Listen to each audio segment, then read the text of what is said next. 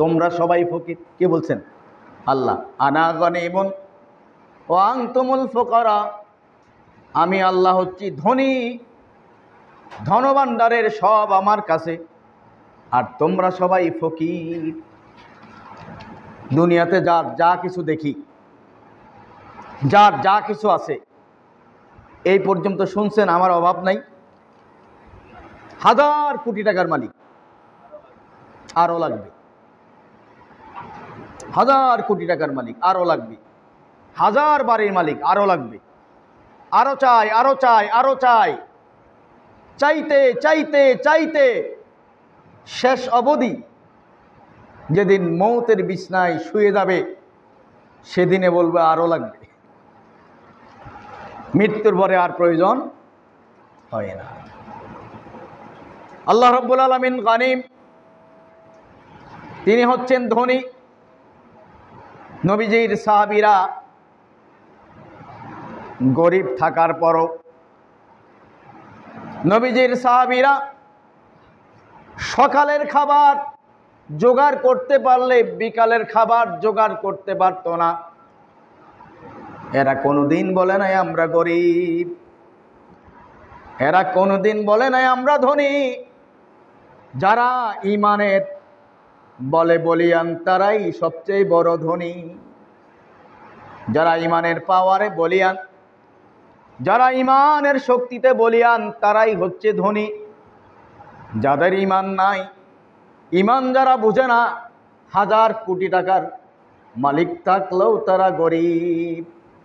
এজন্য সাহাবীরা নবীজির কাছে বলতেন, ইয়া রাসূলুল্লাহ, দুনিয়া চাই না, দুনিয়ার আসবাব চাই না, দুনিয়ার শান্তি চাই না, দুনিয়ার ঘর বাড়ি চাই না, দুনিয়ার নাজমের নিয়ামত চাই না। আল্লাহর নবী, আপনি একটু দোয়া করে দিন, আমরা যেন আখিরাতে সফলতা অর্জন করতে পারি। ওয়া বিল আখিরাতি হাসানা, আল্লাহ রাব্বুল আলামিন যেন আমাদেরকে আখিরাতে হাসানা, আখিরাতে যেন তিনি আমাদেরকে কল্যাণ দান করেন। কল্যাণ কি দুনিয়ার জন্য চাইছেন, আখিরাতের জন্য চাইছি? আমাদেরকে যদি বলা হয় যে প্রধানমন্ত্রীর কাছে আপনি সব চাইতে, আপনাকে চাইতে দেওয়া হবে, যেটা চাইবেন ওটাই দেওয়া হবে, আমরা কি চাইব? গুলশান বনানীর একটু বাড়ি দাও, 1000 কোটি টাকার মালিক বানাই দাও। মুহাম্মদুর রাসূলুল্লাহ সাল্লাল্লাহু আলাইহি ওয়াসাল্লাম গভীর রাতে উঠে গেলেন। সাহাবী আব্দুল্লাহ রাদিয়াল্লাহু তাআলা আনহু নবীজির খেদমত করতেন। গভীর রাতে পানি নিয়ে হাজির হলেন সাহাবী। হে নবী, আপনি ওযু করুন। নবীজি ওযু করলেন। আব্দুল্লাহকে জিজ্ঞাসা করলেন, আব্দুল্লাহ, এখানে আমি আর তুমি ছাড়া আর কেউ নাই, আমি আর তুমি ছাড়া কেউ নাই, আজকে যা চাইবা তাই দেওয়া হবে। বলেন না সুবহানাল্লাহ। আজকে যাই চাইবা তাই তোমাকে দেওয়া হবে। নবীজির সাহাবীরা কত হিকমতওয়ালা ছিল, কত চালাক ছিল। আমরা নিজেরা চালাক নিজেদেরকে বলি, সাহাবীদের চালাকি, সাহাবীরা কত হিকমতওয়ালা ছিল।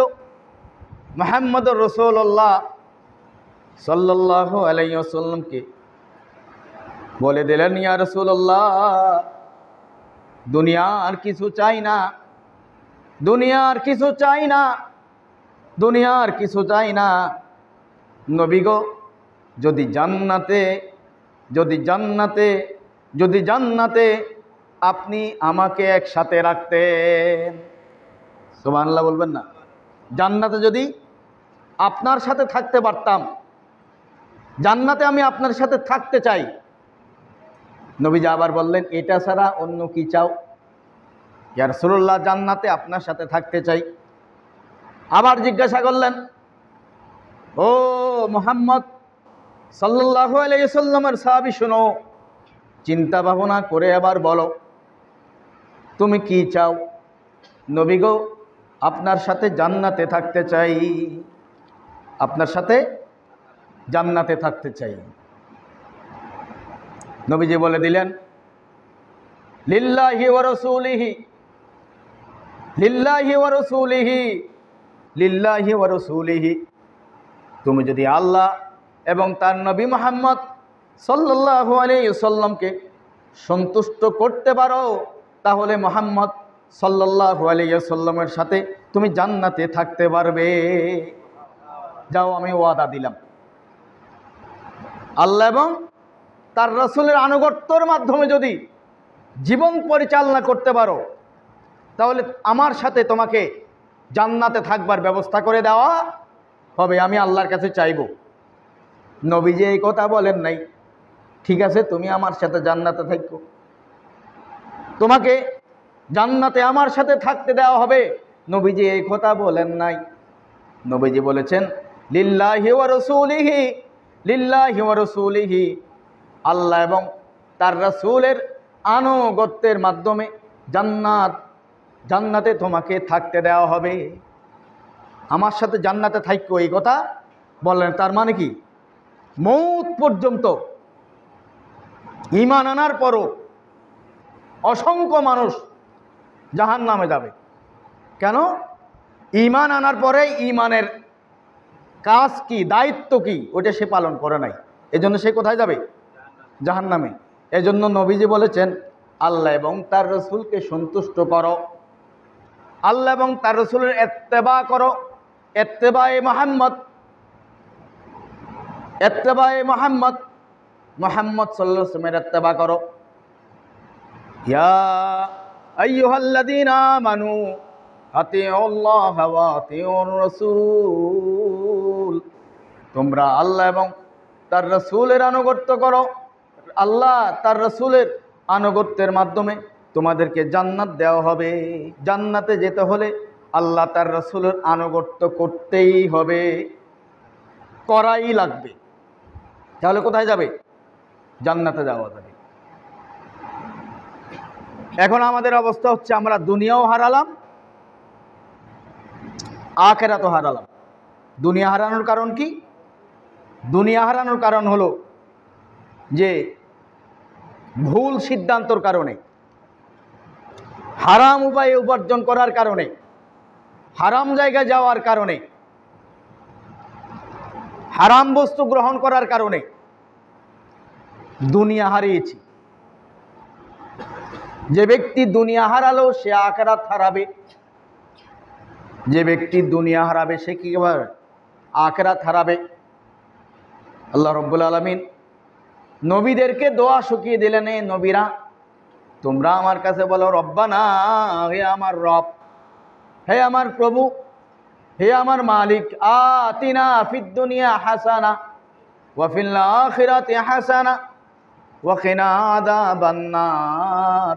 হে আমার রব, হে আমার প্রভু, আমাদেরকে তুমি দুনিয়া এবং আখিরাতের সফলতা দান করো। সফলতা চাইলে কোনটা চাইতে হবে? দুনিয়া এবং আখিরাতের সফলতা। দুনিয়ার সফলতা, আখিরাতের সফলতা যদি পেতে চাই, তাহলে মুহাম্মদুর রাসূলুল্লাহ সাল্লাল্লাহু আলাইহি ওয়াসাল্লামের পদ্ধতিতে দিন এবং ধর্ম পালন করতে হবে। মুহাম্মদ সাল্লাল্লাহু আলাইহি ওয়াসাল্লামের পদ্ধতিতে দিন যদি পালন করি, দুনিয়া পেয়ে যাব। মুহাম্মদ সাল্লাল্লাহু আলাইহি ওয়াসাল্লামের পদ্ধতি ছাড়া যদি দিন পালন করি, দুনিয়াও হারাবো, আখিরাতও হারাবো। দুনিয়া হারানো মানে অনেক টাকার মালিক, অনেক অর্থের মালিক, অনেক জমির মালিক, অনেক বাড়ির মালিক, অনেক গাড়ির মালিক, অনেক সন্তানের মালিক। আছে না নাই? সন্তান অনেকগুলি, অনেকগুলি সন্তান, অনেকগুলি সম্পদ। এই সন্তান আপনাকে জাহান্নামে নিয়ে যাবে। এই সম্পদ আপনাকে জাহান্নামে নিয়ে যাবে। সন্তান জাহান্নামে নিয়ে যাবে মানে, সন্তান যদি কুসন্তান হয়, সন্তান যদি মদখোর সন্তান হয়, সন্তান যদি ইয়াব্বাখোর সন্তান হয়, সন্তান যদি গাঁজাখোর সন্তান হয়, সন্তান যদি কি বলে পথহারা সন্তান হয়, ওটাকে আপনাকে জান্নাতে নিবে না জাহান্নামে নিবে? জাহান্নামে নিবে। এজন্য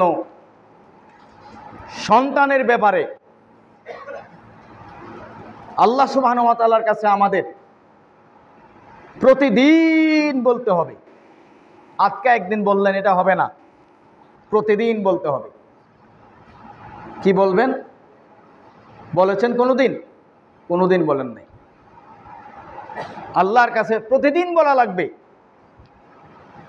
ইব্রাহিম আলাইহিস সালাম বলেছিলেন ৮০ বছর বয়সে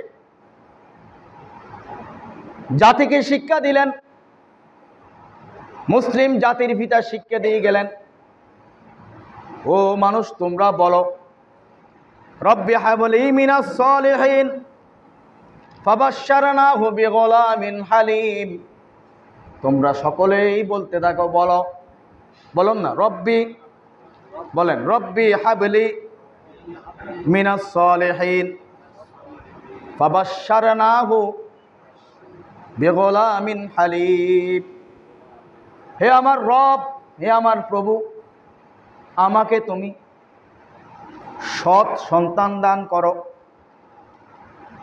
সালেহীন নেককার সন্তান দান করো, ভালো সন্তান দান করো। আল্লাহ সুবহানাহু ওয়া তাআলার কাছে প্রতিদিন বলতে হবে, আমার রব আমাকে নেক সন্তান দাও। সন্তান হয়ে গেছে তারপরেও বলেন, আল্লাহ তুমি আমার সন্তানকে নেককার সন্তান বানাও। এই কথা বললেন না, আল্লাহ আমার সন্তানকে তুমি ধনী বানায় দাও। এটা বলা লাগবে নাকি? নেককার হয়ে গেলে এমনি ধনী,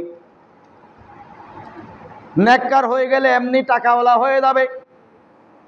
এজন্য বলেন রব্বি হাবলি মিনাস সালিহিন। ও আমার রব, ও আমার প্রভু, ও আমার পরওয়ারদিগার, তোমার কাছে আমাদের আকুল আবেদন, আমার আকুল আবেদন, আল্লাহ তুমি আমাকে এমন সন্তান দাও যে সন্তান হবে নেককার। সন্তান কি হবে? নেককার। নেককার সন্তানের জন্য দোয়া করা লাগে। কখন দোয়াটা করবেন? আপনি দেখতেছেন সন্তান কথা শুনে না, মানতে চাচ্ছে না, কেমন কেমন করে, একটা বললে আর একটা করে। গভীর রাতে উঠে যান, দাঁড়িয়ে দাঁড়িয়ে 2 রাকাত সালাত আদায় করেন। গভীর রাতে আমার রবের সাথে আপনি কথা বলুন। রাত যত গভীর হয় দিনের দরজা তত বন্ধ হয়, আমার রব্বে কারিমের দরজাগুলি তত খুলে দেওয়া হয়। গভীর রাত হয়ে যাবে, দাঁড়িয়ে দাঁড়িয়ে বলেন, আল্লাহ আমার সন্তান কথা শোনে না, আমার স্ত্রী কথা শোনে না, আমার সমাজ কথা শোনে না, আমার পরিবার কথা শোনে না, আল্লাহ এদেরকে তুমি তোমার গোলাম বানিয়ে নাও। যদি বান্দা তোমার গোলাম হয়ে যায়, বান্দা যদি তোমার কথা শোনে, তাহলে ছেলে মেয়ে স্ত্রী সন্তান সবাইয়ের পরিবর্তন চলে আসবে। আল্লাহ যদি কবুল করে। কি বলেন? এমন কুলাঙ্গার সন্তান বানানো যাবে না যে সন্তান তার পিতাকে দিনের বেলায় মানুষের সামনে জবাই করে। করছে না? করছেনি? ফেন্সিডেল খাওয়ার জন্য পুলিশের সন্তান তার বাবার পিস্তল নিয়ে বাবাকেই হত্যা করেছে। কিসের জন্য? ফেন্সিডেল খাওয়ার লাগা, শরাব পান করবে সেজন্য। জায়গা জমির সমস্যায় অনেক জায়গায় সন্তান তার পিতামাতাকে মারে। আলম ভাইয়ের বাবাকে তার যে সন্তান মাথায় আঘাত করেছে, আপনারা হয়তো অনেকে জানেন না। সন্তান কি করে তার বাবার মাথায় কোপ দিতে পারে? অস্ত্র দিয়ে আঘাত করতে পারে।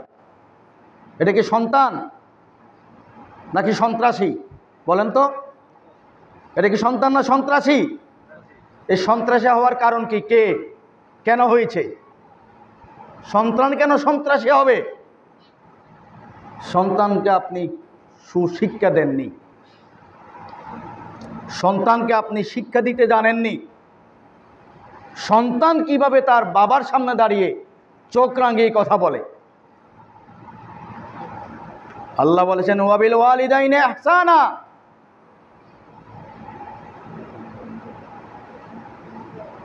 সন্তান যদি বাবার সামনে মায়ের সামনে চোখ রাঙিয়ে কথা বলে, উফি ওয়ালা তাকুল্লাহুমা ওয়ালা তানহারহুমা ওয়া কুল্লাহুমা কাওলান কারীমা।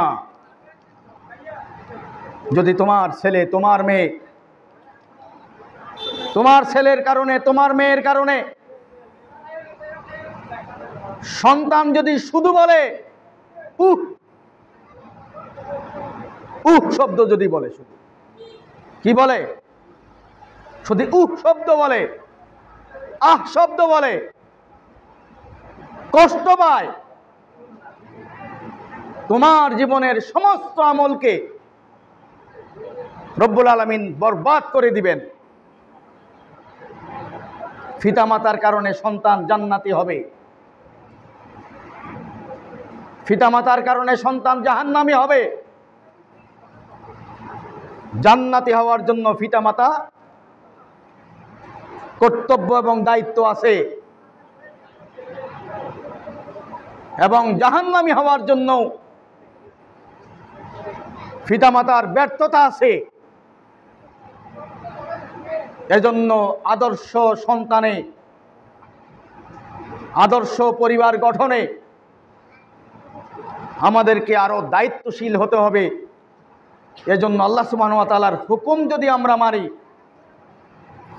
আল্লাহর বিধান যদি আমরা মানি, ভুল করো কখনো আপনি আপনার সন্তানকে, আপনি আপনার ছেলেকে, আপনি আপনার মেয়েকে আপনার অর্জিত সম্পদ লিখে দিবেন না। এটা করবেন এই ভুল? এই ভুলটা কেউ করবেন কি? সন্তানকে সম্পদ কখনো লিখে দিবেন না। আপনি মরে যাওয়ার পরে এমনিতে সে পাবে, পাবে না? আপনার সন্তান আপনার সম্পদ থেকে মিরাস পাবে। আল্লাহ তাআলা সেই অধিকার দিয়েছেন। এই অধিকার যারা খর্ব করবে, রব্বুল আলামিন তাদেরকে দুনিয়াতেও লাঞ্ছিত করবেন, আখিরাতেও বঞ্চিত করবেন। বলুন না নাউজুবিল্লাহ। দুনিয়াতে লাঞ্ছিত, আখিরাতে কি? বঞ্চিত। বঞ্চিত বুঝেন তো? আখিরাতে বঞ্চিত করা মানে জান্নাত থেকে বঞ্চিত করে দেওয়া হবে। যারা কন্যা সন্তানের পিতা, ছেলে নাই ভাতিজা আছে, আছেন এরকম? ছেলে নাই, কি আছে? ভাতিজা। আপনি যদি মারা যান, আপনার সম্পদ থেকে আপনার ভাতিজা সম্পদ পাবে কি পাবে না? পাবে। এজন্য আপনি বুদ্ধি খাটিয়ে আপনার কন্যা সন্তানের নামে সব জায়গা জমিন লিখে দিয়েছেন।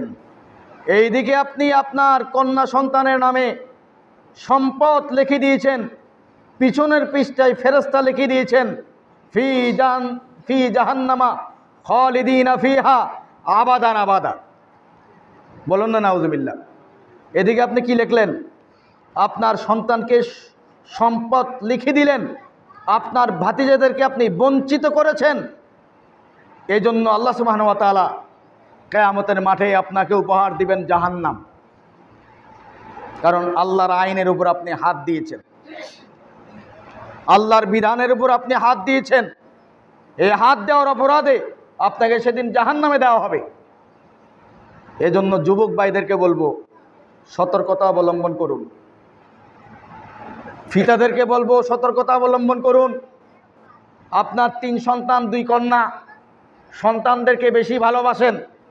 এজন্য গোপনে দেবিদ্বার কি বলে ভূমি অবশ্যে গিয়ে আপনার সন্তানদের নামে সম্পদ লিখে দিয়েছেন। যেটা রেখেছেন মেয়ে কন্যা সন্তানের জন্য, ওটার দাম কম, ওটার দাম বেশি। আপনি ইনসাফ করতে পারেননি। আপনি যখন ইনসাফ করেন নাই, আল্লাহ সুবহানাহু ওয়া তাআলা কিয়ামতের মাঠে আপনার সাথে ইনসাফ করবেন না। বুঝেন নাই কথা? আল্লাহ সেদিন ইনসাফ করবেন না। আর পিতামাতার অবাধ্য সন্তান মানে জাহান্নাম। আপনি যদি 1000 বারও হজ করেন, কাবাগরের গিলাফ টানতে টানতে যদি ছিঁড়েও ফেলেন, হরজে আসওয়াদ চুমু দিতে দিতে ঠোঁটগুলিকে লাল করে ফেলেন, যদি আপনি পিতামাতার অবাধ্য সন্তান হন, পিতামাতা যদি আপনার উপর রাগান্বিত হয়, নিশ্চিত আপনি জাহান্নামী। নিশ্চিত আপনি জাহান্নামে চলে গেছেন, কোনো ইবাদত কবুল করা হবে না।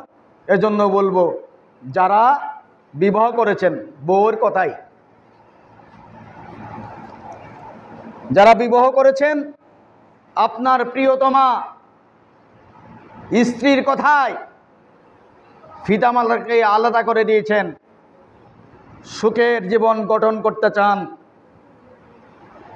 আপনি ভুল করেছেন। সুখ তো হবেই না, আপনার সেই জান্নাতকে আলাদা করে দেওয়ার কারণে। জান্নাত বুঝেন তো? মুহাম্মদ রাসূলুল্লাহ সাল্লাল্লাহু আলাইহি ওয়াসাল্লাম বলেছেন, যেই ঘরে পিতামাতা থাকে অথবা দুজনের একজন থাকে, ইম্মা ইয়াবলুগান্না আহাদুহুমা ওয়ালা কিলাহুমা ওয়ালা তাকুল্লাহুমা উফি ওয়ালা তানহারহুমা ওয়া কুল্লাহুমা কাওলান কারীমা।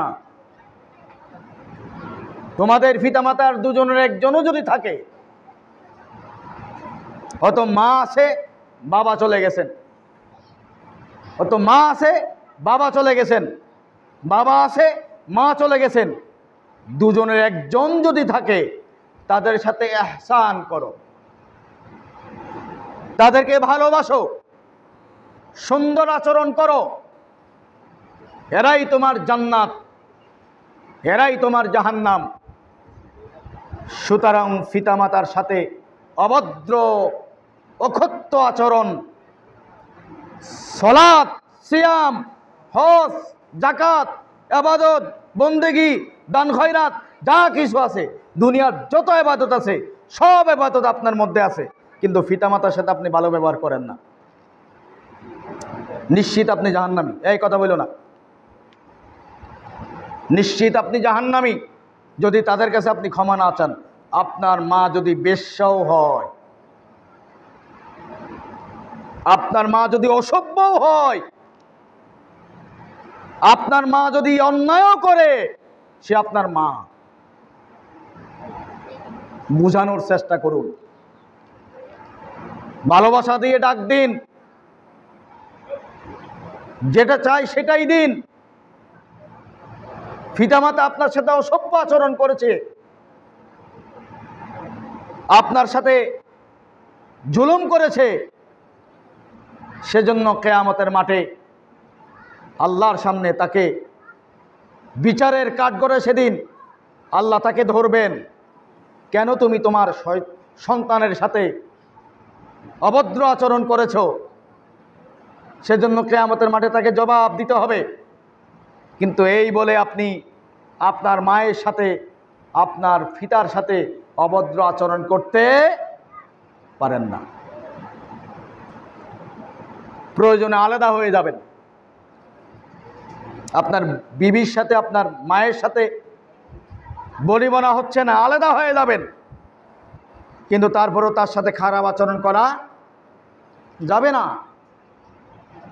আমাদের সমাজ, আমাদের রাষ্ট্র, আমাদের পরিবার, আমরা এখন এমন হয়ে গেছি, আমরা যেন ভিন্ন এক জাতি, আমরা যেন ভিন্ন জাতি হয়ে গেছি। সেই ইউরোপ আমেরিকার কালচারকে আমরা মেনে নিয়েছি। তারা তাদের পিতামাতা যখন বয়স্ক হয়ে যায়, তখন তারা পুলিশকে কল দেয় যে আমার বাপ আমার মা দুজনকে নিয়ে যাও। তাদের দেশে সেফ হাউস,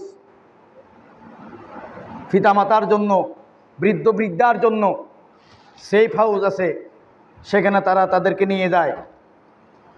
প্রতি মাসে মাসে আপনি কিছু কিছু টাকা সেখানে দিবেন, বাকি বয়স্ক ভাতার টাকায় তারা তাদেরকে লালন পালন করে। যখন মরে যায় তখন শুধু খবর দেয় যে আপনার মা বাবা মারা গেছেন, আপনার মা মারা গেছেন। বলেন এটা কাদের কাজ? মুসলিম না অমুসলিমদের? অমুসলিমদের। আর মুসলিমদের কাজ কি হবে? ইহসানা। তারা যখন বৃদ্ধ বৃদ্ধা হয়ে যাবে তাদের সাথে ভালো আচরণ করো, তাদেরকে মধুর ভাষায় ডাক দাও, তারা যেটা খেতে চায় সেটা তাদেরকে খাওয়াও। যদিও সে তোমার কথা শুনে না, তোমার পিতা তোমার মাতা যদি বলে এখন তুমি আমার ঘর থেকে বের হয়ে যাও, আপনি কিচ্ছু বলতে পারবেন না।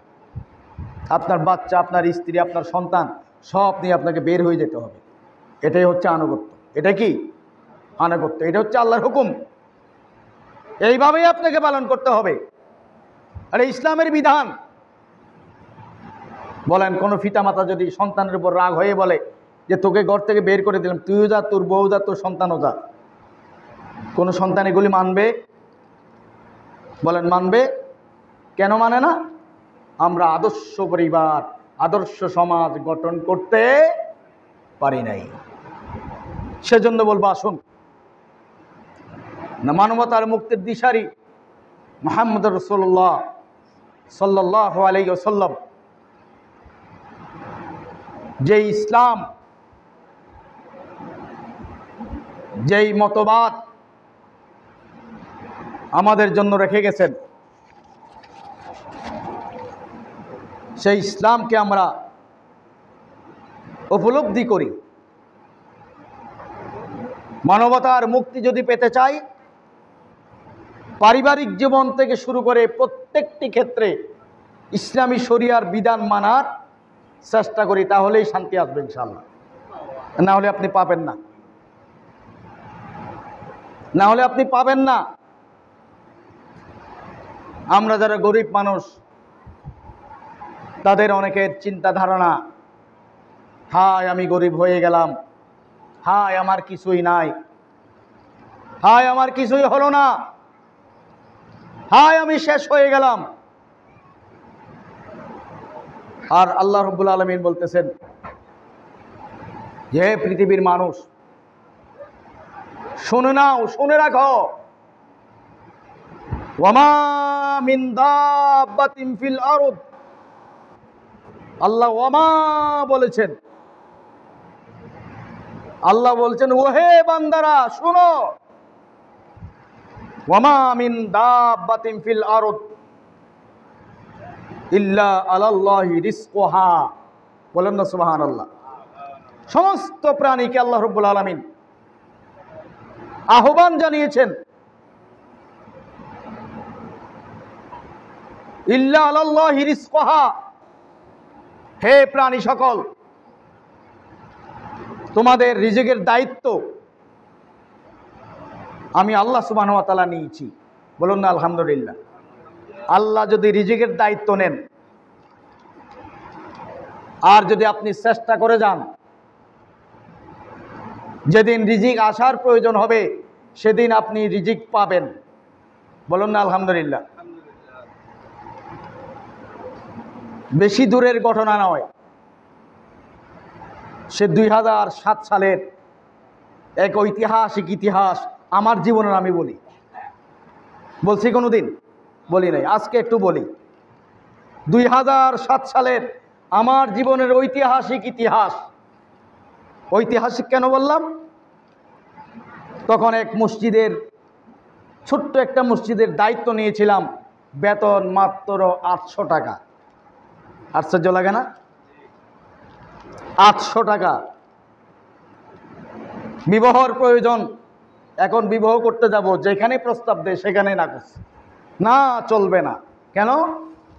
800 টাকায় বেতন পাই, নিজে খাবে না পরিবার চালাবে, আপনার কন্যাকেও আপনি দিতেন না। যদিও অনেকে ইমামকে খুব ভালোবাসতো, এর মধ্যে আমার এক ঘনিষ্ঠ মুসল্লি, ওনার সাথে আমার অনেক ভালো সম্পর্ক। হুজুর একটা বিবাহ শাদী করেন। তা আমি বললাম যে আপনার যে কন্যা সন্তানটা আছে ওটা আমার খুব পছন্দ, ওইটা দিয়ে দেন। আপনার মেয়েকে আমি বিবাহ করতে চাই। তো উনি আস্তে আমার থেকে সরে গেলেন। ওরে বাবা, কয় কি, আস্তেই সরে গেলেন। ওনার কন্যা সন্তানকে আমাকে দিলেন না। কেন? 800 টাকা বেতন আমাদের চলে না, ইমাম সাহেবের চলে, পরিবার চালাবে কি করে? এই জন্য তিনি তার কন্যা সন্তানকে বিবাহ দিলেন না। আমি বিবাহ করার পরে আরো প্রায় 3-4 বছর পরে ওনার মেয়েকে উনি বিবাহ দিবেন, এখন টাকা নাই। আমার থেকে 50,000 টাকা হাওলাত নিয়ে তারপর মেয়েকে বিয়ে দিলেন। বলছিলাম না সেদিন আমাকে দিয়ে দেন, দিলেন না তো। এখন ঠিকই 50,000 টাকা আমার থেকে নিলেন আর বিবাহ দিতেছেন। এটা কি ঐতিহাসিক ইতিহাস না? আবার যেখানে বিবাহ করার জন্য গেলাম, মেয়ের বাবা রাজি, মা রাজি, মেয়েও রাজি, পরিবারের সকলেই রাজি, কিন্তু মামা শ্বশুর আর মামি শাশুড়ি, নানা শ্বশুর আর নানা শাশুড়ি কেউ রাজি না, দিবেই না। মামা শ্বশুর সাহেব পুলিশে চাকরি করেন, ফোন করে বললেন, বেটা সব গিরে একসাথে করব, আমার ভাগ্নিকে তুমি বিবাহ করতে চাও? মানে এটা একটা অপরাধ, ঠিক না? সেই 2007 আর সেই 2025 কত বেশ কম। আল্লাহ রাব্বুল আলামিন অনেক কিছুর ব্যবস্থা করে দিয়েছেন, আলহামদুলিল্লাহ। অনেক আল্লাহ ব্যবস্থা করেছেন। আল্লাহর কাছে যা চাই নাই তার চাইতে আল্লাহ বেশি দিয়েছেন। তার মানে কি? ওই যে আল্লাহ বলেছেন, আলাল্লাহি রিজকুহা, আমি তোমাদের দায়িত্ব নিয়েছি রিজিকের। এটাকে আপনি বিশ্বাস করেন? হে যুবক, তোমার অর্থ নাই, তুমি বলতে এই হাই আমার চাকরিও নাই, অর্থও নাই, তোমার যখন প্রয়োজন হবে তখন আমার আল্লাহ দিবেন, এটা বিশ্বাস আছে? আসে নাকি? থাকলে তুমি সেজদায় লুটিয়ে যাও, আমার রবের কাছে মাথা নত করে বলো, হে আমার রব, তুমি তো সব দায়িত্ব আমার নিয়েছো, এখন কি করবা জানি না, দায়িত্ব তোমার, উত্তম ফয়সালাকারী তুমি। আর তুমি প্রত্যেক সালাতের পরে বলো, রব্বানা আতিনা ফিদ দুনিয়া হাসানা ওয়া ফিল আখিরাতি হাসানা ওয়া কিনা আযাবান নার। আল্লাহ তুমি আমার দুনিয়ার কল্যাণ দাও, আল্লাহ তুমি আমাকে আখিরাতের কল্যাণ দাও। দুনিয়ার কল্যাণের সাথে আপনি আখিরাতের কল্যাণ চান, কল্যাণ যেটা হওয়ার সেটাই হবে, চিন্তার কোনো কারণ নাই। আছে নাকি? অধৈর্যের কোনো কারণ নাই। আপনি ধৈর্য হারা হয়ে সিগারেট খাচ্ছেন কেন? ও যুবক ভাই, আপনি ধৈর্য হারা হয়ে সিগারেট খাচ্ছেন কেন? আপনি ধৈর্য হারা হয়ে ওই জঙ্গলে যেখানে মানুষ পায়খানা করে, পায়খানার পাশে বসে বসে আপনি গাঁজা খান কেন? আপনি ইয়াব্বা খান কেন? আপনি শরাব পান করেন কেন? আপনি মেয়েদের সাথে কথা বলেন কেন? অভদ্র মেয়েদের সাথে কথা বললে আপনার স্ত্রীও আল্লাহ অভদ্র স্ত্রী দিয়ে দিবেন। আপনি রাতে মোবাইল ফোনে যে মেয়ের সাথে কথা বলতেছেন, আপনি কি মনে করেন ওই মেয়ে খুব ভালো? ভালো? সেই মেয়ে হচ্ছে তার পিতার অবাধ্য সন্তান, সেজন্য সে আপনার সাথে পুটুস পুটুস করে কথা বলে। আর আপনিও আপনার পিতার অবাধ্য সন্তান, এজন্য আপনি আপনার দায়িত্ববোধ থেকে সরে গিয়ে আরেক কন্যা সন্তানের সাথে কথা বলতেছেন। আপনারা দুজনেই হারামজাদা, দুজনেই হারামজাদি, দুজনেই খারাপ। ইসলামী শরীয়তে প্রেম বলতে কিছুই নাই। প্রেম মানে হচ্ছে যৌন উত্তেজনা,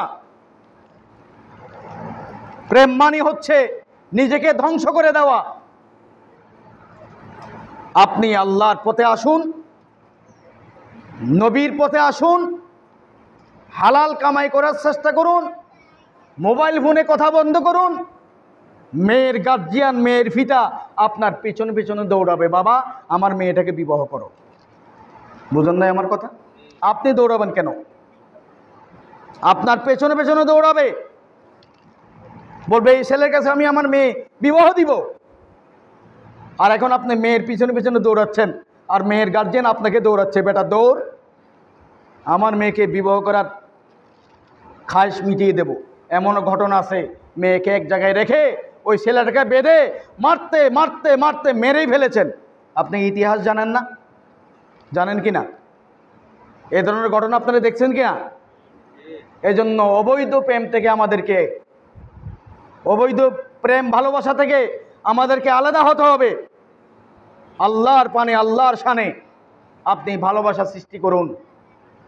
তিনি একমাত্র আপনাকে ভালোবাসেন, তিনি একমাত্র আপনাকে ভালোবাসেন। আপনি সেজদা না দিলেও আপনার আহারের ব্যবস্থা তিনিই করেছেন। তিনি কে?